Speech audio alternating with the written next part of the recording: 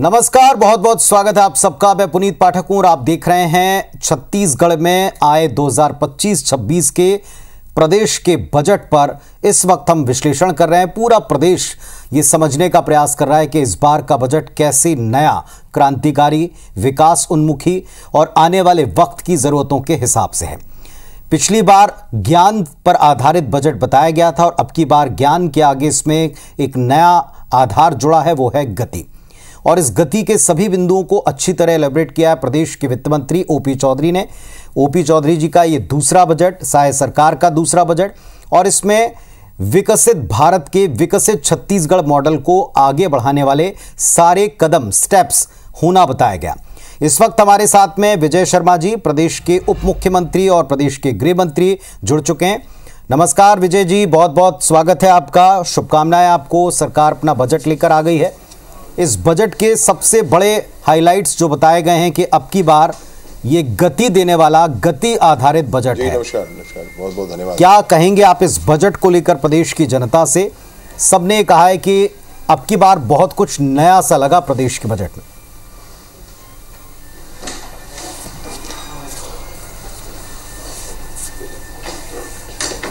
जी, नया है, काफ़ी चीज़ें हैं इसमें। और विशेष रूप से जो एक बात आपसे कहना चाह रहा हूँ कि बहुत माइन्यूटली, बहुत चिंता करके बजट को बनाया गया है। मैं आंकड़ों पर ही सर्वप्रथम अपन जाएं, उससे पहले आपसे एक बात कहना चाहता हूँ कि रजिस्ट्री में लगने वाले 12% सेस को ख़त्म किया गया। पेट्रोल में भी 1 रुपया कम किया गया। और इस तरीके से आप देखेंगे तो टैक्सेशन कम हो रहा है। उसके बावजूद भी 22,000 करोड़ से अधिक पूंजीगत व्यय 26,000 करोड़ रुपया हो गया है। अभी पूंजीगत व्यय जब बढ़ता है बजट में, तो उसमें टैक्सेशन के माध्यम से कुछ रेवेन्यू जनरेट किया जाता है। यहाँ टैक्स भी कम हुआ है, कहीं देखें आप, कोई और दूसरा टैक्स बढ़ाने वाली विषय आपको नहीं दिखेंगे, लेकिन रेवेन्यू, पूंजीगत व्यय बढ़ा हुआ दिखेगा। तो ये जो बड़ी बात है इस बजट की, इसको जब आप ध्यान देंगे तो ये ध्यान आता है कि साल भर ये कोशिश की गई कि सरकारी खजाने में पैसे उपलब्ध प्रावधानों के आधार पर कैसे आ जाए। और ये बड़ी बात है, एक विभाग जब पूरी चिंता करके ये कोशिश करता है कि सरकारी खजाने में जो उपलब्ध प्रावधान है उससे पैसे आ जाए, तो वो बजट अच्छा होता है। और इसीलिए ना कोई नया टैक्सेशन है और कुछ जगहों पर छूट भी है। उसके बाद भी पूंजीगत व्यय 18% बढ़ा है। ये बहुत खूबसूरती है इस बजट की, जो मैं आपसे पहले कहना चाहता हूँ। दूसरा ये है कि बहुत दूर तक चिंता करके, सभी विभागों की चिंता करके इस पूरे बजट को बनाया गया है। विभागों के दिए सारे प्रावधानों पर पूर्ण चर्चा करके बजट को बनाया गया है। ये बहुत अच्छी बात है। एक बात जो जहां से शुरू किया था वित्त मंत्री जी ने आज अपने बजट भाषण को, उन्होंने कहा था कि पहला वर्ष आपकी सरकार के लिए रहा था विश्वास का, कि जनता का भरोसा जो पहले छिन्न भिन्न था उसे सरकार के प्रति जमाया जाए और इसमें आवास या अपने प्रॉमिसेस जो चुनाव के दरमियान किए गए थे उनको पूरा करना, ये था। अब जो है वो विजन को आगे बढ़ाने वाला बजट है। इस बार के बजट में स्पेशली जो पिछले बार के ज्ञान के 4 एलिमेंट्स थे, उसमें महिला हैं, गरीब हैं, कृषक हैं और युवा हैं। इन सब को लेकर जो प्रावधान हैं, क्या वे पर्याप्त हैं और इनकी व्यवस्था के पर्याप्त स्कोप आप इसमें देखते हैं?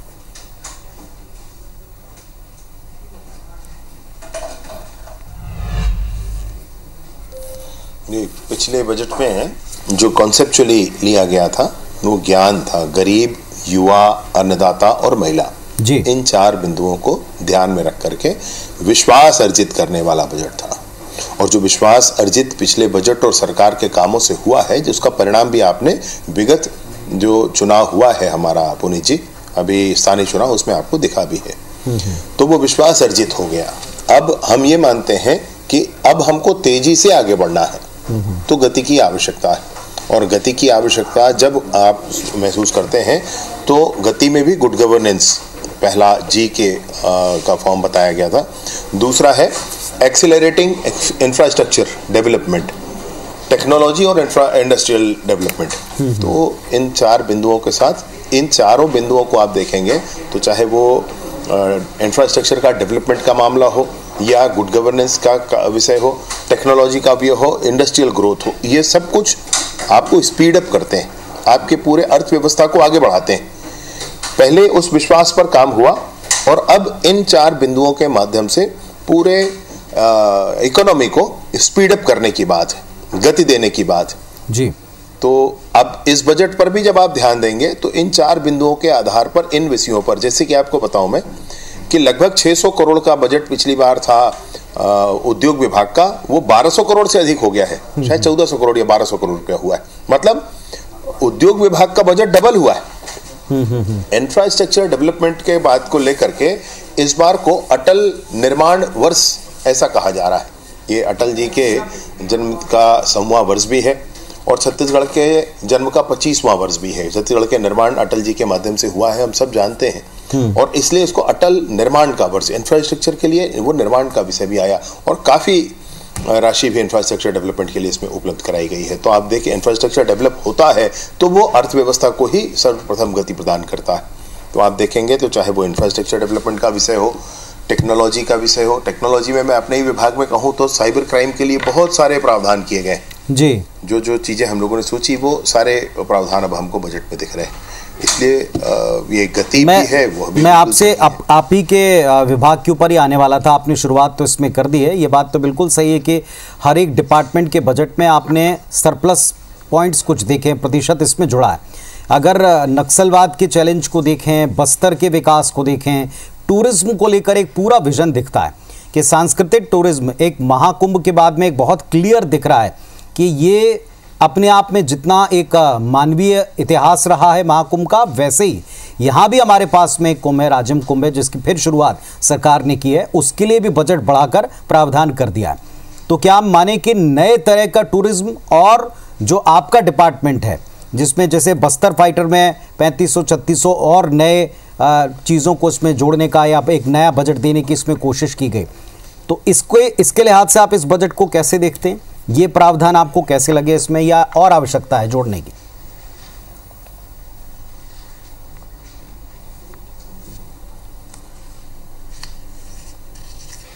नहीं, देखिए, आवश्यकताएं तो अनंत हैं, जो कभी समाप्त होती नहीं है, परंतु कितना एड्रेस हुआ है पहली बार इस बार, ये बड़ा महत्वपूर्ण है। तो बस्तर में अब स्थिति ये नहीं है कि सिर्फ हमको आर्म्ड फोर्सेस चाहिए, बस्तर में अब अन्य काम भी चाहिए, और बस्तर में इस होम स्टे के लिए बजट में प्रावधान किया गया है। होम स्टे जैसे विषय के लिए भी बजट में प्रावधान किया गया है, उस विषय को आगे बढ़ाने के लिए। बस्तर में टूरिज्म को आगे बढ़ाने के लिए प्रावधान किए गए हैं, कुटीर उद्योग को आगे बढ़ाने के लिए प्रावधान किए गए हैं, लघु उद्योगों के लिए प्रावधान किए गए हैं, खनिज वगैरह तो वहाँ है ही है। उसके बाद आप अलग से देखेंगे तो बस्तर फाइटर जैसे हमारे जो ये हैं उसके लिए भी 3200 और 3200, मतलब अभी जो 6000 आरक्षकों की भर्ती हो रही है, अभी हमारे नगर सेना में बहुत सारी भर्तियां हो रही हैं, उसके अतिरिक्त 3200 पद हमने जो मांगे थे वो फिर से इस बार मिले। तो ये जो बस्तर फाइटर के लिए भी पद मिले हैं, इन सारी स्थितियों को देखें।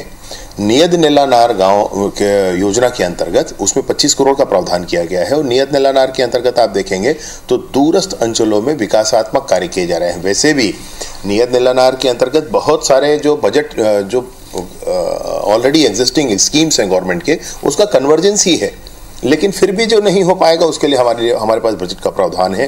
अंदर के गांवों तक विकास के कार्यों को पहुंचाने की चिंता की गई है बजट में, और इसलिए मैं सोचता हूं कि बस्तर से नक्सलिज्म के उन्मूलन के लिए ये बजट सहयोगी सिद्ध होगा। सबसे बड़ा और पहला निर्णय जो आपकी कैबिनेट का था सरकार बनने के बाद, वो पीएम आवास को लेकर के सामने आया था। 8500 करोड़ का प्रावधान इस दिशा में किया है। दूसरा जो महतारी बंधन स्कीम, जिसे हम हर एक स्तर के ऊपर एक टर्निंग पॉइंट की तरह देखते समझते आए, उसके लिए भी बजट बढ़ाकर 2000 करोड़ से बढ़ाकर 5000 5,500 करोड़ के आसपास किया गया। ये दोनों योजनाओं के ऊपर जो सरकार का फोकस है, ध्यान है, इससे विकास में मदद मिलेगी, और मिलेगी तो किस तरह, थोड़ा बताइए।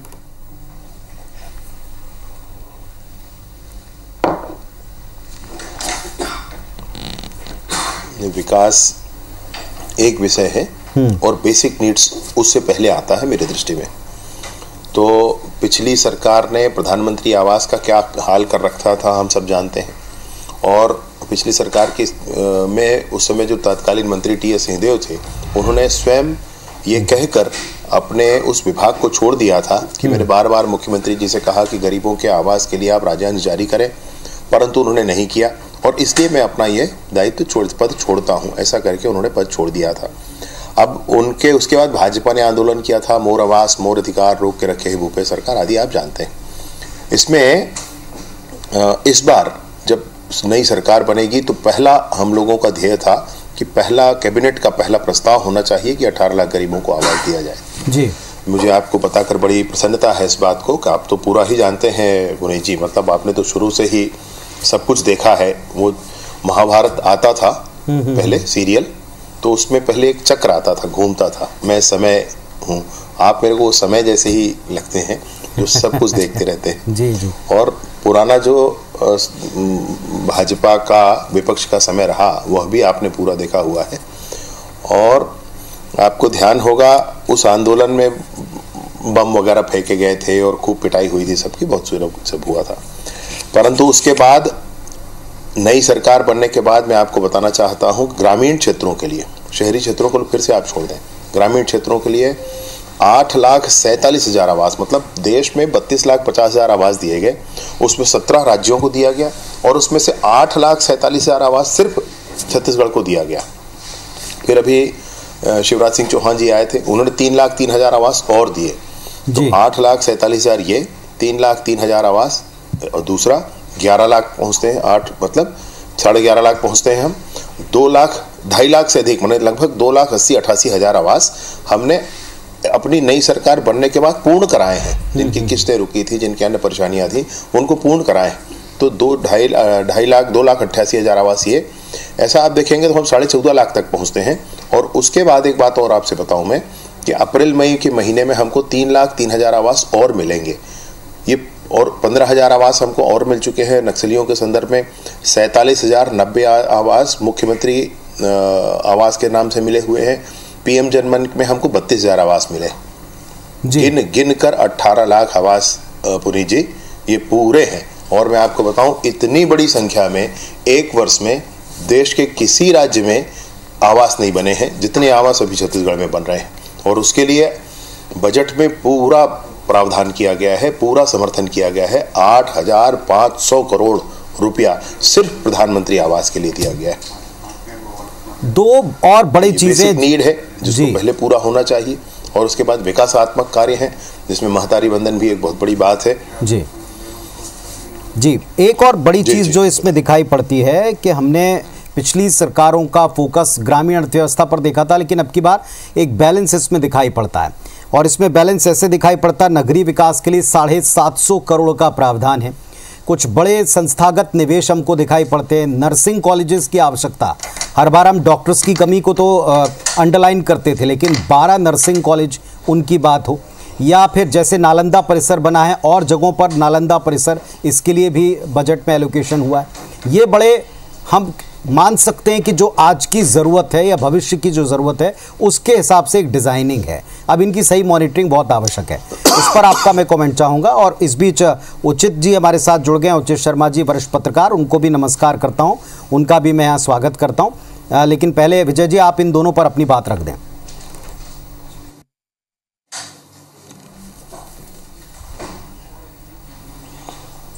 जी जी, धन्यवाद। उचित जी का मैं भी स्वागत करता हूँ। और बैलेंस तो होना ही चाहिए, मतलब शहर में भी हमारे ही लोग हैं, सब लोग हैं। शहरी क्षेत्रों में 20 से 25% की आबादी निवास करती है और वैसे ही ग्रामीण क्षेत्रों में लगभग 75 से 80% लोग निवास करते हैं। तो शहर में व्यापार की गति ज़्यादा होती है, इसलिए वो इकोनॉमिक इंजन की तरह शहर उपयोग करते हैं। प्राचीन भारत में भी व्यवस्थाएं थी कि जो गांव होते थे वो उद्योग के केंद्र हुआ करते थे और शहर जो होता था वो व्यापार का केंद्र हुआ करता था। तो व्यापार की गति यहाँ ज़्यादा होती है, यहाँ से मतलब फाइनेंशियल स्पीड बहुत होती है, यहाँ पर अर्थव्यवस्था में विकास बहुत होता है। और इसलिए शहरी विकास, शहरी इंफ्रास्ट्रक्चर का भी डेवलपमेंट उतना ही महत्वपूर्ण है। ग्रामीण क्षेत्रों में जो डेवलपमेंट के काम पुराने समय में थे वो उसमें कोई कमी नहीं की गई है, वो है ही है। हाँ, ये ज़रूर है कि प्रधानमंत्री आवास की तरफ खिंचाव ज़्यादा हो गया है, क्योंकि उतनी आवश्यकता थी, क्योंकि कहा गया था हमारे द्वारा शुरू में ही कि हमको उतना देना है, और केंद्र ने भी खुलकर कहा, भाई खुलकर दिया। मैं कहूँ आपसे 8,47,000 एक बार, 3,03,000 एक बार, 3,03,000 एक बार, ये सारे आवास हमको तो ऐसे मिल जा रहे हैं बिल्कुल। इसलिए ग्रामीण और शहरी दोनों ही क्षेत्रों में विकासात्मक काम है। शिक्षा के क्षेत्र में आप जो कह रहे थे, तो जो नर्सिंग कॉलेजेस हैं उनकी बहुत बड़ी संख्या दी जा रही है। साथ ही साथ जो फिजियोथेरेपी आजकल बहुत महत्वपूर्ण हो चुका है वह भी है। ये बिल्कुल जॉब प्रोवाइडर कोर्सेज हैं, ये बिल्कुल जॉब प्रोवाइड कराएंगे। तो ऐसे लोग जब निकल कर आएंगे हमारे समाज में, ऐसे स्टूडेंट्स आएंगे तो उनको जॉब भी मिलेगा। मैं अभी एक कोशिश कर रहा था कि बाहर हमारे छत्तीसगढ़ के युवा जाकर के नौकरी कर सकें, तो जर्मनी आदि में संपर्क किया मैंने, तो वहाँ पर पता चला कि नर्सिंग स्टाफ आप जितना भेजना चाहो भेज दो, जितना भी, ये स्थिति है वहाँ पर। तो ये दोनों ही कोर्स बहुत अच्छे हैं, जिनको बड़े मात्रा में एक साथ शुरू किया गया है। बड़े दिनों से इसकी आवश्यकता थी। चलिए, आपने बहुत अच्छी बात की, और इसलिए मैंने कहा कि जब भी कभी हम डॉक्टर्स की कमी की बात करते थे, संस्थाएं तो आ गई, इंफ्रास्ट्रक्चर भी ला दिया, लेकिन उनके ऑपरेटर्स का होना और उसे डील करने वाले स्टाफ का होना बड़ा ज़रूरी है। और उस तरफ कॉन्क्रीट अगर कोई कदम दिखता है तो लगता है कि एक्चुअली कुछ काम हुआ है।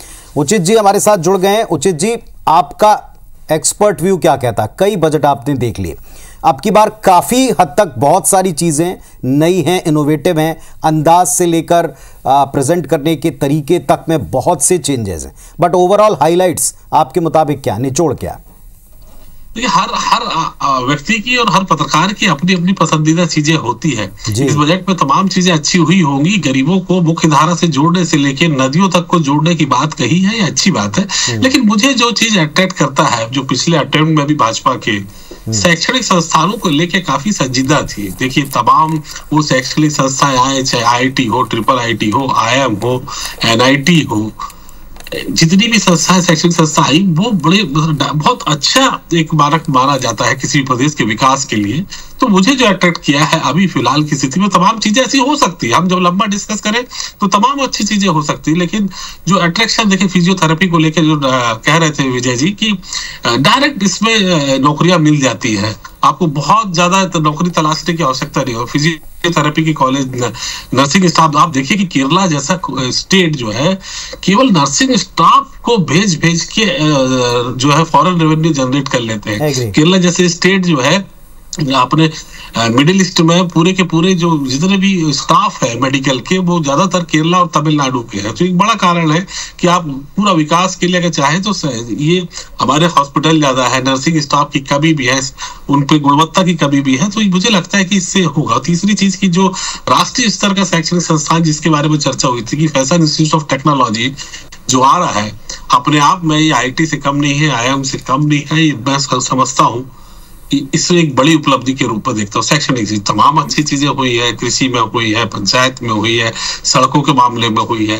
पिछली बार कई तमाम बजट बढ़ जाने की वजह से इंफ्रा में मैं कहूंगा कि पिछली बार फोकस कम था, लेकिन सरकार ने इस बार इंफ्रा को प्रोजेक्ट किया है। ये जो ज्ञान से लेके गति तक अब आए हैं, तो उम्मीद है कि अब और विकास तेजी से होगा। तो ये जो अभी गति आई है, वाकई विकास में गति आएगी। सभी जगहों पे थोड़ा थोड़ा पैसा दिया गया, कोशिश की गई है कि और बेहतर करने की। मैं कहूंगा कि कुल मिला के कि जो हमारे वित्त मंत्री है, उनको जो 16 साल की उनकी नौकरी का अनुभव है, उसका लाभ प्रदेश को मिल रहा है। छत्तीसगढ़ के जो इनकी अच्छी एक विकास की लेगेसी, मैं कहूँगा पॉजिटिव लेगेसी जो भाजपा के पास थी, उसको इस भाजपा पार्ट 2 कंप्लीट आगे की ओर जा रहा है लेके। तो उनकी लेगेसी उनके साथ काम कर रही है और काफी पॉजिटिव मैं बजट के रूप में इसको देखता हूँ। एक प्रतिक्रिया भी पॉलिटिकल आई है विपक्ष की, विजय जी, मैं चाहूंगा कि इस पर भी जरूर आप कमेंट करें।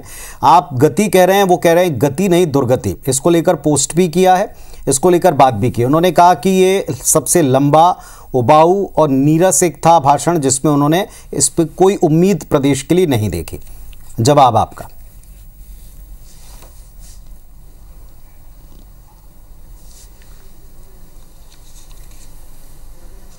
नहीं, सिर्फ तुकबंदी कर देने से कोई बात अर्थसंगत नहीं हो जाती है।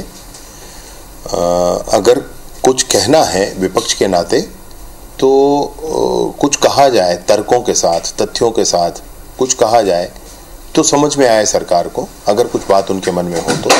लेकिन बस यूं ही तुकबंदी के लिए कह देना ये कोई अर्थ की बात है। लंबा इसलिए है क्योंकि सारी बातों की चिंता की गई है, और उबाऊ उनको इसलिए लगा क्योंकि कहीं और कुछ दिख नहीं रहा होगा, इसलिए उबाऊ लग रहा होगा।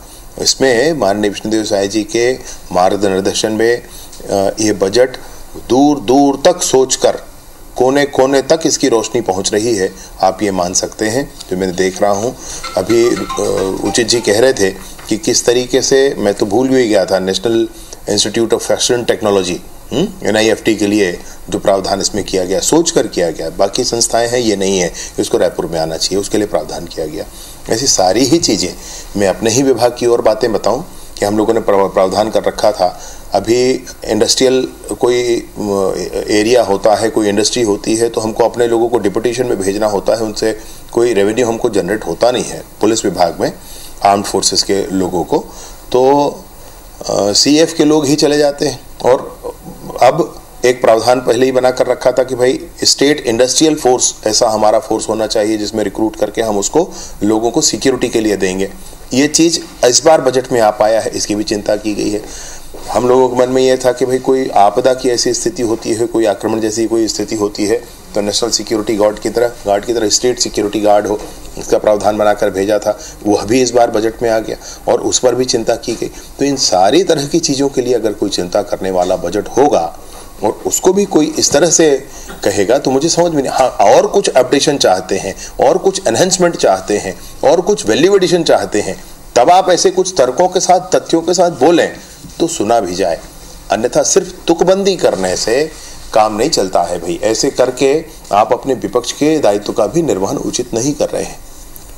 तो केंद्र से कदमताल करते हुए दलहन तिलहन फसलों की खरीदारी के लिए बजट एलोकेशन के साथ हाउसिंग में जो यूनिट्स देनी है उसमें राज्य का कंट्रीब्यूशन देकर, महिलाओं के लिए जो स्कीम्स लाई जा रही हैं उसमें बजट बढ़ाकर, आने वाले वक्त की ज़रूरत के हिसाब से आपको कामगार मिल सकें, इसके प्रावधान, उनकी संस्थाओं का निर्माण, उनकी संस्थाओं के विस्तार, जो अच्छे सेल्फ हेल्प ग्रुप काम कर रहे थे उनके लिए पहले से चले आ रहे प्रावधानों को कंटिन्यू रखना, यानी जो अच्छी चीज़ें उनको कंटिन्यू रखना, वक्त के हिसाब से कुछ परिवर्तन अपने भीतर लाना, ये सरकार का विजन है। विपक्ष इसमें कंस्ट्रक्टिव अगर कोई पॉइंट रखना चाहता तो उसका भी स्वागत इस मंच पर भी किया गया और सदन के भीतर भी हमने सुनाई पड़ा है हमको कि वहाँ भी मांगा गया।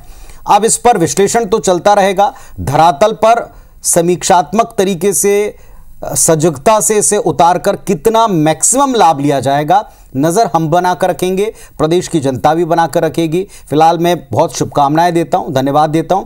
और प्रदेश के नागरिक के लिए कुछ फील गुड भी हैं इसमें, पेट्रोल के 1 रुपये दाम घटने से लेकर और सेस वगैरह की कमी को लेकर व्यापारियों की तरफ से, तो उन सब के लिए भी सरकार को शुभकामनाएं देते हैं। बहुत बहुत धन्यवाद आप दोनों का जोड़कर इस पर अपने कमेंट के लिए। नमस्कार।